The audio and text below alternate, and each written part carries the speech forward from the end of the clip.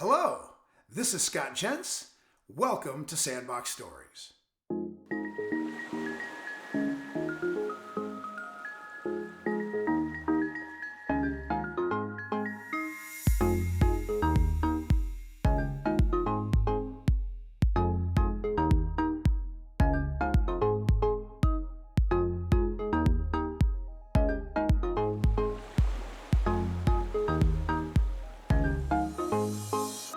Hello, welcome to the Sandbox Story, which is an interview with Dr. Justin Bazan.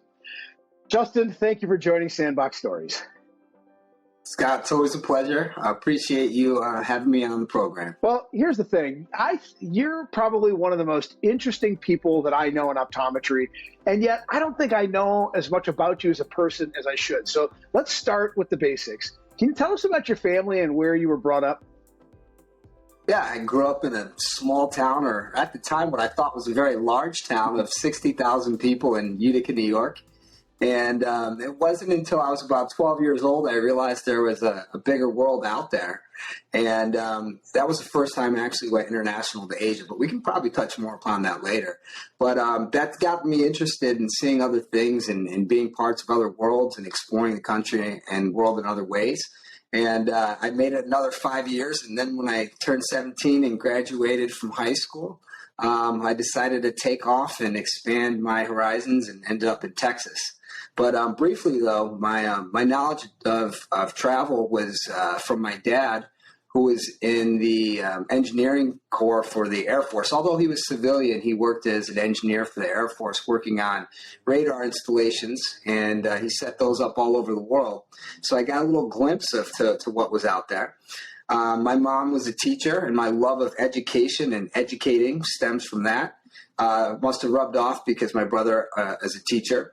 But I consider myself very much an educator in a lot of ways. So I think my love of teaching and my passion for helping others stemmed from my mom, who still lives up in Utica. And it's a little bit of a blast to go back up there and see the city. My dad and my brother have moved on to Virginia, and they've been down there enjoying some of the warmer weather compared to what we had growing up in central New York. Tell me a little bit more about your mom's teaching. What part of education was she in? So she was a grade school teacher. She taught everything from, grade 3 up to 5th, 6th grade. She also did special ed, which I know that was a big portion of her life. She even did some substitute teaching and fill-in teaching. I remember having my mom as a teacher in must have been 2nd grade, something like that. But she to her credit, I think maybe it's an old school mentality, but when she had me, she stayed home with me. And I think from very early on, it was because my mom was a teacher. I learned a lot very quickly. I feel like, I labeled as a precocious kid, but I had a mom who was feeding me information, made me wise way beyond my years. And I remember being absolutely bored in like kindergarten and 1st grade because I was already, probably at that time a few years ahead.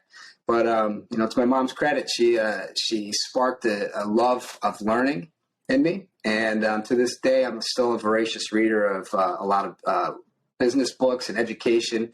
And nowadays we have Netflix programs. Heck, I watched a science program on how poop is connected to so many things in our world and the importance of it last night. But I'm a lifelong learner and hopefully be a lifelong educator as well. So it makes me think of something. When your mom is your fill-in teacher, that has to be a really odd event. Is it a little bit like a kid going to mom or dad for an eye exam? What was it like? It's hard to remember going all the way back to those years.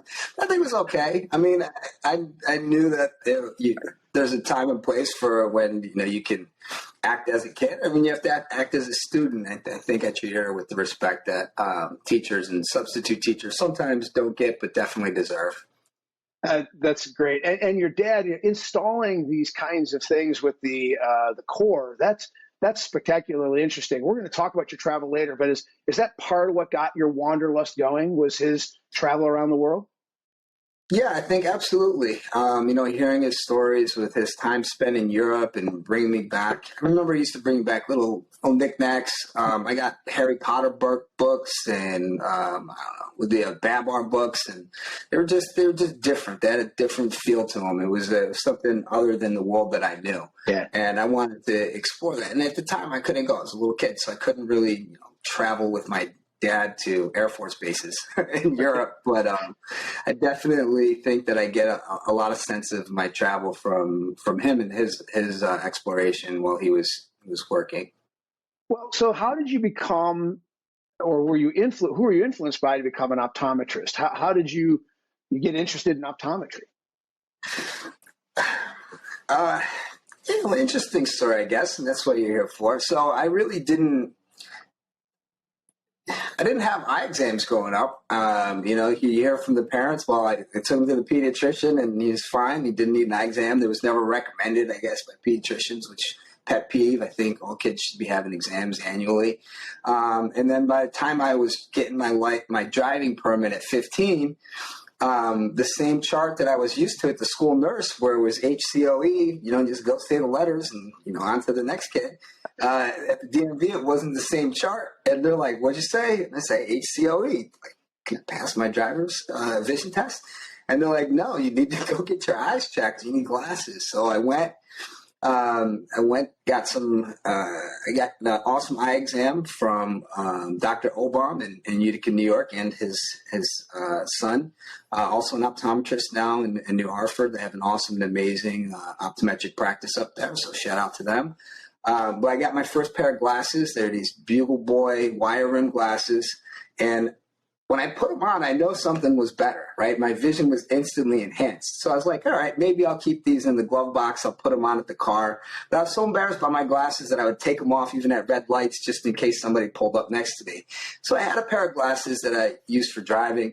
And then I think I also realized that those glasses helped me play baseball and actually see the ball. And I was wondering, why my batting average wasn't as good as it could have been. It's because I couldn't see the ball the way I probably should have. I'm only minus 175, but it does definitely have a huge impact. And it's also the point where you don't know what you don't know until somebody shows you that. So those glasses were a good start, and I had a great experience with my optometrist. Fast forward a few years later, I am in San Antonio, Texas, Trinity University, a sophomore in college, pre-med, but wanted to figure out a little bit more about the different healthcare fields. I had an experience in high school where my senior year, I spent basically the full day in the hospital, touring through different departments, and being in the hospital really never clicked with me. I knew that there was other forms of healthcare that I could practice. And I started in that sophomore year of college just touring around different healthcare providers. Ultimately, I saw 3 or 4 different optometry offices. And I remember being in Dr. Richard DeLay's office in San Antonio. Great guy. I don't know if he remembers me, but I remember being there, and we started talking about just what he does. And I think we had a glaucoma discussion. And things just clicked. Like, I'm looking at a picture of the eye, the anatomical drawing of the eye, and I'm like, wow, it's amazing. That's fascinating. And it's only one organ. That's all I need to know. It's just this eyeball and how it's connected to the rest of the body. I'm like, you know what? This guy's got a good lifestyle. Patients love him. They're very appreciative.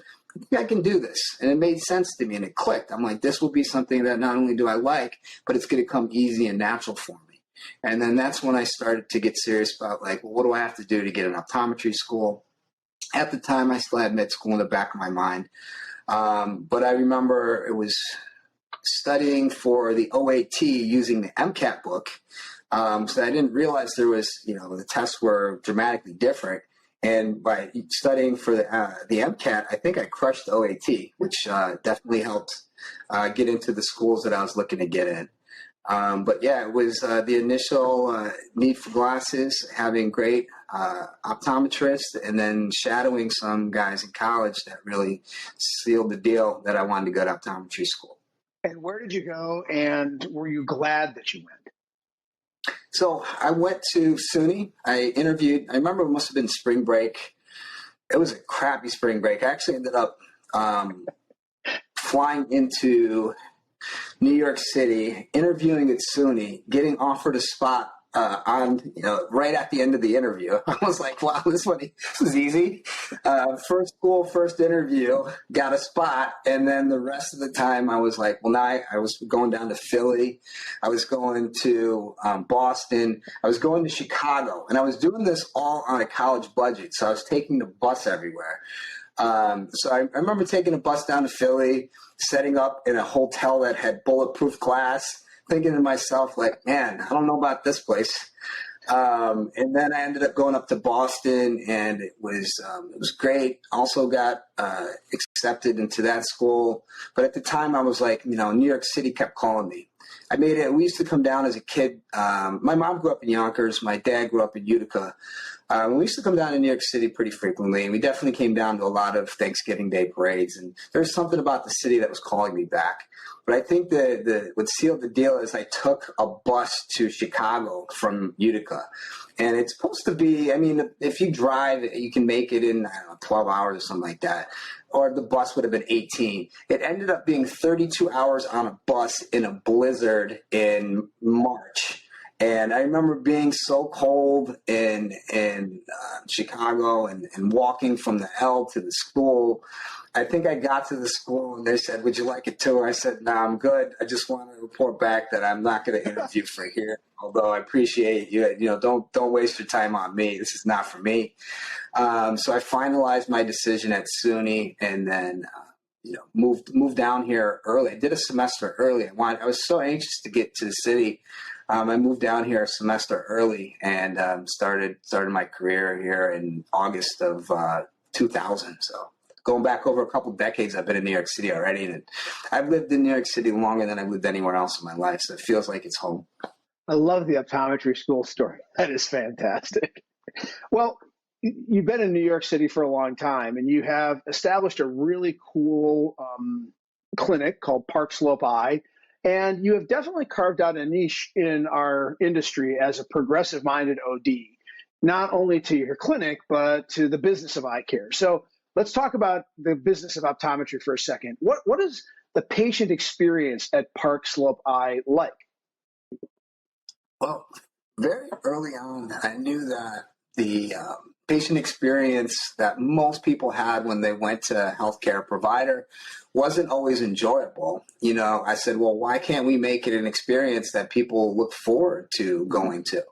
And it was some simple things that I took note in my own life and some things that I learned along the way. I remember going to the dentist in New York City, and I was a few minutes late. Like, New York, we don't mind if you're 10, 15 minutes late. There's a subway, there's traffic, there's this and that. But I really tried to get there on time, so I was hustling a little bit. I was running.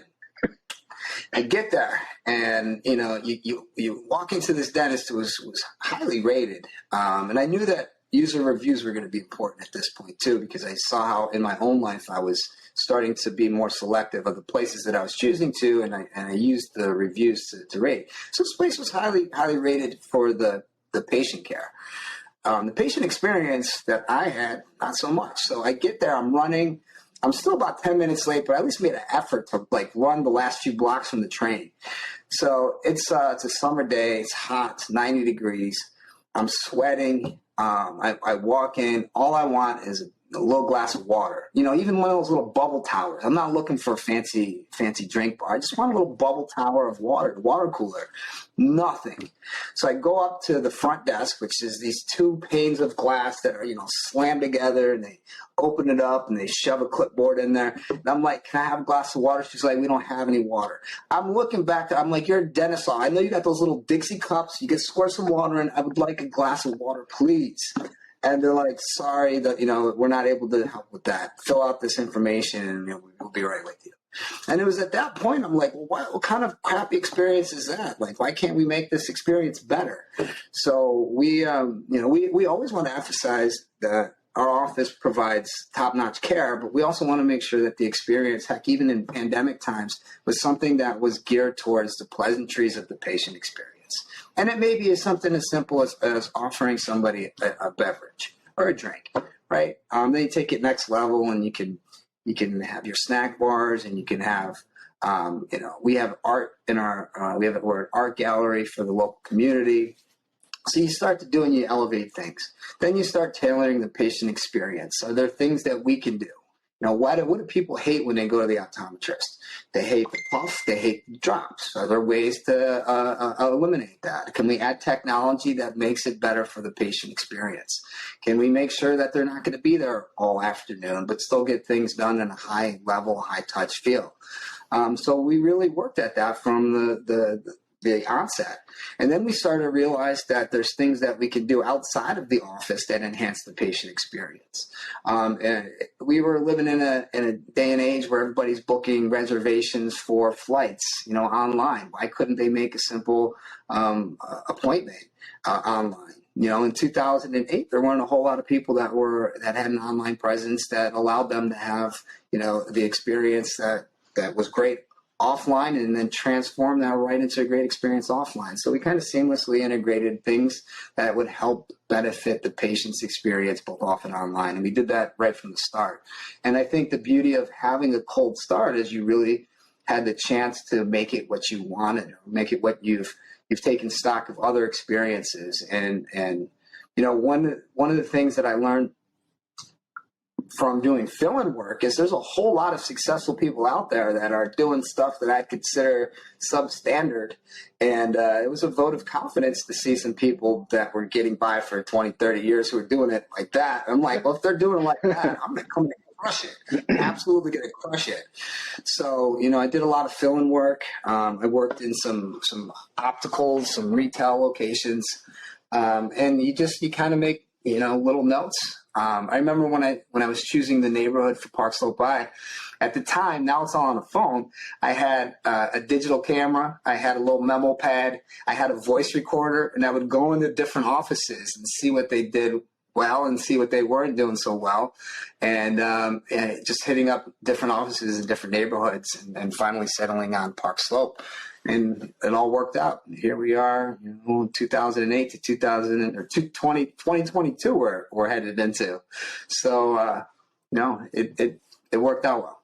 It seems interesting to me that there are a lot of different direct-to-consumer industries, whether it's an auto repair shop, or that's an example I can think of, where there is sort of a contrived feeling to the snack bar, the warm cookies, the popcorn, the bottle of water, because you're kind of going to be there forever. And the people don't match it, right? The people don't match that great experience mindset that they're trying to show you with the stuff in the waiting area. And it seems to me like you're probably somebody who's got the people that also deliver on it. Is that the case? You really invested in the people to help deliver that experience? Yeah, absolutely. I think that, the experience that you have is a combination of the environment, which includes the people that are in that environment. So we're an office that has successfully gatekeeped certain people out. Although all are welcome, we want people to know what the experience we provide, and we want their expectations to be matched up from what they're reading about online. Mm-hmm. So when you have people's expectations being even exceeded by what they're reading online, then that's a win-win for everybody, because we do what we do best. We do what we love to do. We're unapologetic for things that people may not like about our office that we like. And we continue to build by having those people who come to our office have great experiences, have other people like them come to our office. So, the patients and then the personnel, it's a great match. One of the things that we've recently added is one of my employees just got into the candle making business, little pandemic extra side hustle. And we thought it would be a good idea to allow him to set up, 4 or 5 candles right at the front desk and bring in that little aspect of his personality, of our local involvement of the business, local businesses. And that's been a big hit in our office. Patients love the fact that we help our employee with this small business and that they have an awesome local product to pick up and purchase. at checkout. But that's something that I love being able to do as a small business owner, that there's no way that I would be able to do that in any other capacity if I didn't have, direct input into what I can regulate in my office. I love being a business owner. Yeah, there's so many wonderful aspects of owning and operating a small business. And the employee culture comes from the leader allowing people to bring their whole self to work. And in many instances, we as business leaders kind of tell people, leave it in the back room, put on the uniform, put on the name tag, do your job, certainly interact with people. And I say it a lot in my Sandbox work, and people have heard it on the Sandbox Stories interviews. There's too many times where people that run eye care businesses think that their people are irreplaceable and they can't afford to lose them. So they just tolerate kind of a half their employee, or they don't invite a half their employee to be all there. So I just want to take your words and emphasize it to the audience. Let your people, as much as you can be, bring them their whole selves to work. They want to show what they have mastery in, and the candle making experience is a great one. It's a great one to demonstrate. He's also pretty good at it too, which helps. It doesn't. The candles crappy. I don't know. Maybe we would have nixed that idea, but giving it a shot is important. Yeah. I love it.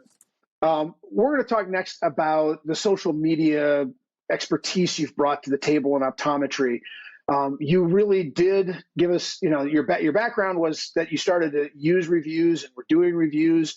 Now that it's everywhere, it's as impactful in Fargo, North Dakota, as it is in New York City. But I know that folks in more rural areas might not even believe that their patients are looking there, but they are.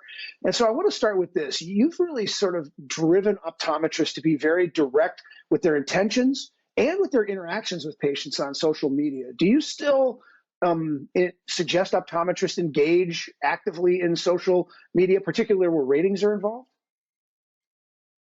I think social media was the foundation of our success.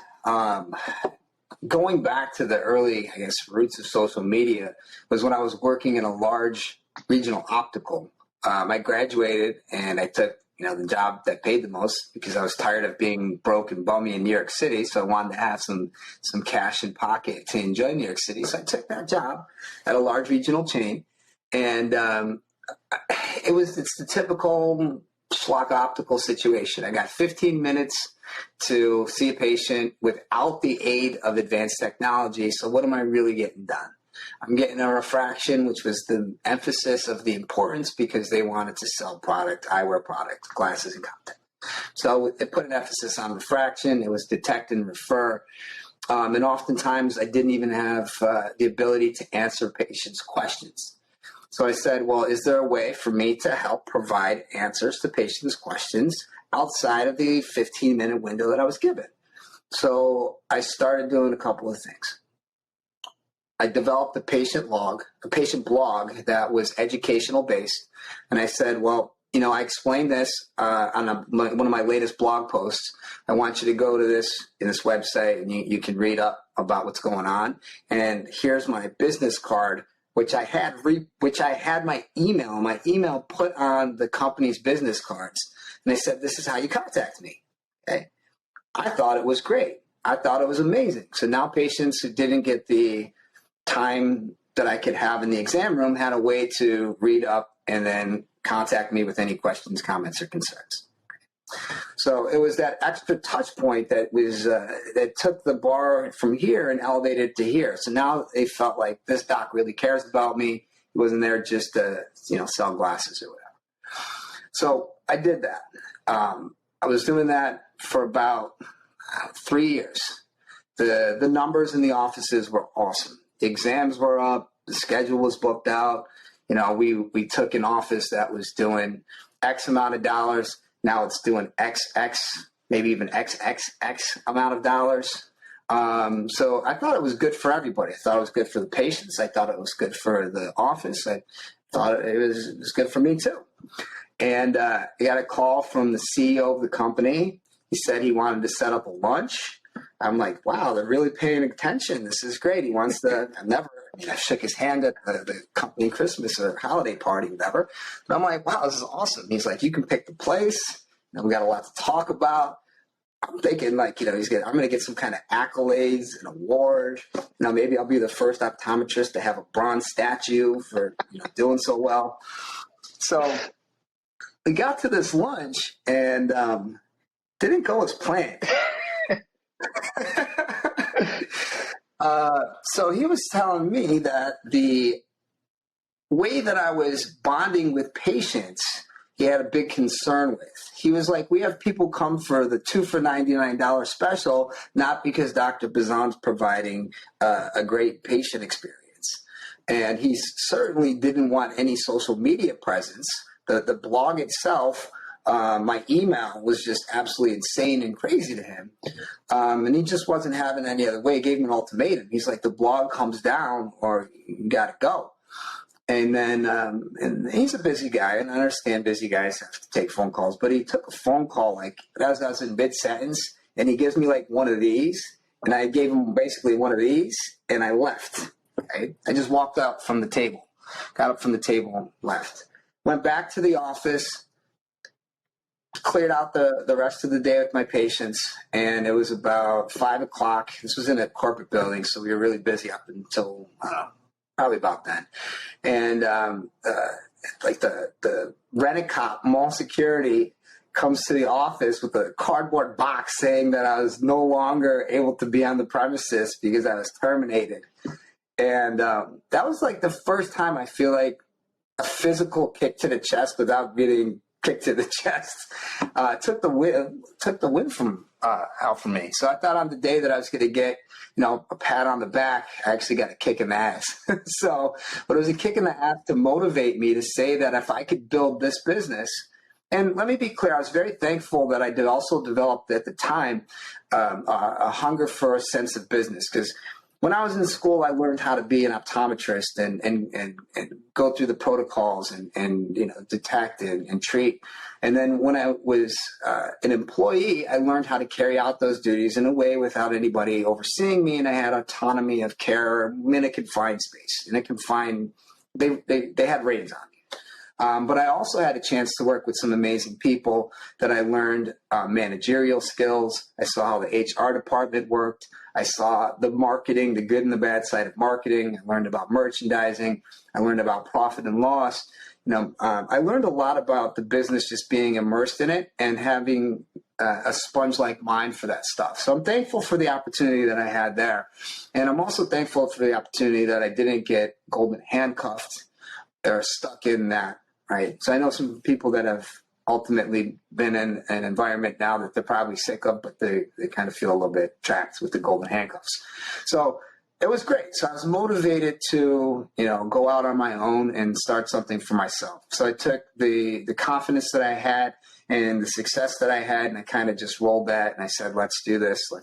Let's have a cold start office. So that's what kind of started me on my journey, was actually getting fired, but having that knowledge that I knew a little bit about how to be successful in doing it. And then with the social media strategies you've implemented at Park Slope Eye and things you've talked to other docs about, you're even willing to take on people who say something negative about you directly. Yeah. So I think that's also based on, I'm a very, I guess transparency is important to me. I don't want somebody to hear me apologize saying, I'm so sorry you weren't able to get through, we don't have a phone line, but you've opened my eyes to understanding how it hurts people by not being able to reach us on the phone. I will fix that up for you right away. That's all BS to me, because I'm not going to do that. I hate having a phone. One of the things that you get when you walk into an office and there's somebody sitting at the front desk that's on the phone is you get the finger, right? Like, I hate that. That drives me crazy. We have ways where we start. One of the reasons that we don't have a phone is because I studied why people were calling us. Right. So I said, let me take a 3-month window and figure out why people are calling and if there's better solutions. So, people call to make an appointment. Easy. Done. Online scheduler. People call to find out where we were in our hours. Boom, we put it on our social media, and ultimately now we have an awesome website. So that information's there. People called to figure out when their stuff was ready. On that one, we actually went old school. We wrote a due date down on a business card and said, don't bother us until this date comes and goes. Then you can email us, right? So, but we eliminated that one thing that was the biggest headache. But if somebody has a problem with that, they didn't do their research. They came to the office not knowing how we conduct our business, and it wasn't a good match. So I'm not apologizing for that. Now, the tone that I take is also me and my personality in my environment. So it's me being real. So Scott, you're probably not going to answer it the same way, but I encourage you to be you, be yourself, be real. Have that personality of yourself come through, because honest and genuine and transparent is what's gonna help build the business in a way that's beneficial for everybody involved, from the patient showing up to you who's being there as the owner and providing care to those people. So transparency, honesty, and authenticity are very important in social media. It's good stuff. You've also maintained a really solid connection to younger ODs. What's going on in optometry education that the older generations should understand? Because of your connection, I think you have a pretty good feel for what they are feeling and thinking early in their career. Yeah, honestly, one of the proudest things that the biggest sense of pride that I feel now is that we're able to help the younger generation come up and be a resource for them for the questions that they have, and provide guidance. I didn't have those resources available to me, but I did have awesome and amazing mentors in the industry. They're still there. They still exist, and they're great. But having a group of peers who are going through similar circumstances together and figuring out new and creative and modern solutions to some of the issues that even somebody who now I'm more of a seasoned practitioner might have a different view on, but putting together these groups of young, awesome, amazing ODs, and then having little mentors like myself and you thrown in the mix has been just incredible experience to see how it's built. I knew there was a true need for it when New York took off like crazy. So doctors John Wynn and Kurt Kupke started New York, and I was quickly brought into the mix. And then expanding from New York, seeing how quickly and how big it became was like, wow, if we could do it in New York, there's got to be a need for it in other places. So we expanded into Jersey, into Northern Virginia, Maryland, into Florida, into Colorado. California's huge. Texas is huge. We have thousands and thousands of young ODs now part of this network. And it's just incredible to see this camaraderie and the sense of group learning, and all taking this plane that we're currently on. Some of us are here, wherever. But it's just the overall elevation of everyone involved has been spectacular to see. And it's based both online. So we have groups, Facebook groups and chat groups online. I think one of the sources of joy that I get is every day I get to see the Yoda Leaders chat group, and the dialogue and conversations and the learning and the sharing that goes on in that. It just makes my day every day I see it. But that online also is transforming to offline real events that hopefully we get back to doing all across the country, where we get a chance to make real, connections in the real world and bonds of friendship that are going to be lifelong. And it's just been a wonderful thing to see. There wasn't anything like it. I know a few groups have tried to put together the Young OD group, and there's some other variations out there. But the Young OD of America's group with its local chapters has been just fantastic. If a young OD is watching and wanted to become part of that group, how do they find it? So it's Young ODs of America on Instagram, and then they'll give you some links. Young ODs of America on Facebook. Facebook has your local chapters all bookmarked out too. And then I'm not hard to find. If you can't find me, I'm not practicing what I preach. Got it. Let's play a game. Let's look ahead to 2022. In 60 seconds or less, let's answer a few questions. Should an OD do a practice remodel investment or a new piece of equipment investment? Depends on the practice, but both would be ideal. The dilemma that I have, just to put it in my own optics, my lease is up in 2023. So do I want to do a remodel in 2023 if I don't know if I'm going to be in that space? So, there's some things that you can do superficially, but in my particular case, is there a piece of equipment that's going to enhance either the patient experience, my diagnostic, or treatment capabilities? And if I can get something that does all three of those things, then it's definitely going to be added to the office. So, the current pieces of equipment that would be aligned with those for me would be something along the lines of myopia management or dry eye. Those would be two pieces of equipment that I'm looking at. Okay.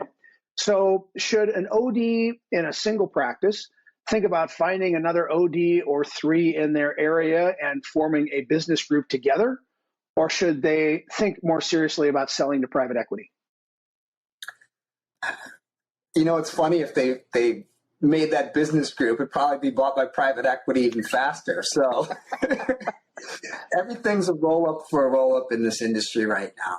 I think it makes the most sense to evaluate your options, see where you are in your career and what you want in the next few years to the next decade out. But what's awesome and amazing about where we're at right now is that we have tons of options. It's not just take an associate and sell. It is what you mentioned. It's like, let's form our own group. Let's entertain the idea of private equity. Which private equity? Do I want a legacy? Do I want to transition into a commercial? Do I want to be involved? Do I want to cash out? It's just it's a good point for business-minded people to be involved in the industry and the entrepreneurial spirit to be there. It's also a tough time for a lot of people that are coming out of school and they're slammed with debt. And one of the things that I often hear is like, well, I'm buried in debt. I don't think I'll be able to take on any financing, or the practice that I want to buy is going to cost too much. Or, I heard cold starts are really hard. There's a lot of uncertainty for the graduating class and the young class. So if there's any guys out there that, may have opportunities for young ODs, pass them on to me. I got people all over who may be just a little bit too shy or not exposed to the right types of knowledge when it pertains to this, but we can definitely help everybody be successful and do what they ultimately enjoy doing and are passionate about doing. One more. Should an OD add a new patient care strategy or specialty to the practice, or should they take more time off next year? Both. Like, the answer is always going to be both. So you've got to be able to understand that you are a person who needs to experience the world, and it's not necessarily a bad thing for you to take vacations. It blows my mind that people wear it as a badge of honor. I haven't taken more than a week off in 30 years. And I'm like, that's freaking crazy to me. I'm trying to take next year off, like just next year. Like, I'm trying to take next year off and travel. The lockdown has made me also realize that nothing's guaranteed. And where you may think you're planning a great retirement, and all of a sudden, you get a health issue, or you have to take care of somebody else, or the world locks down, do it when you can, and you can always do it. And it's about setting it up and making the appropriate time. Heck, I don't know. It's everybody has different situations, and I get it, but I'm a firm believer, if there's a will, there's a way in making it happen, and everybody needs time away from that office to experience the world in different ways. But as far as adding, a new patient care area to focus on, I think that's what keeps you also feeling less burned out than just grinding it out the same way. It invigorates, it re-energizes, it gives you a new source to put your passion into learning these things, right? And it's not, there's so many to choose from right now. Just pick one that you kind of are interested in and try it out. And if it's not for you, then you don't have to do it. But there's lots of different wonderful directions that optometry is able to go in these days. And I think that exploring them is going to lead to better satisfaction with your profession, Your optometric journey is going to go in a different direction, and you'll enjoy the ride. And you said earlier you love to travel. What's the most interesting travel story you have, and where are you going to travel next year? Yeah. So I hinted at this in the opening few minutes, is that I grew up in a town of 60,000, and I thought that was a big town. Utica, New York, it's the third or fourth largest city in New York State. So I'm thinking like, wow, I'm growing up in the big leagues here. I was very lucky that I had some close family members spend time living in Tokyo. And I think I was 11 or 12. This was before, I guess this was 89 or 90. So it's not like the internet was around and I could jump wherever and watch travel videos. And, I didn't know crap about, Japan. Very limited education. It was probably based around some really bad local Japanese food that was not done well. But I had a chance to go visit relatives in Japan during the summer. I think it was the summer between 6th, 7th grade, somewhere around there, with my mom. And I landed, and it was literally like I'm in a different world. There was nobody around that looked like me, sounded like me. It was a completely culture shock. I didn't understand what culture shock was until I was culture shocked. And it just blew my mind wide open in the most positive and beneficial way.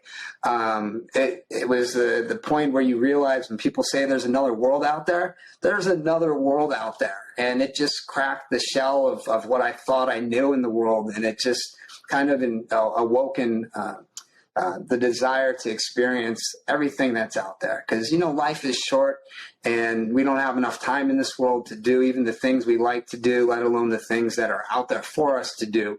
And next year, I plan on spending time with family here first during the holidays, and then making my way through Mexico, Central America, and into South America, hopping over to Africa to spend time with some friends.